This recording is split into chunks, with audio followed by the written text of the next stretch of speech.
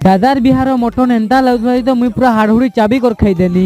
जे मां समले welcome back to my mini blog. काली जिन मैंने देखिछो सेटा तो हमर दार बराती थिला। आजी से भुजी अच्छे हेतिले बोली आमे पूरा भारी भूरा कर पले आसू घर के।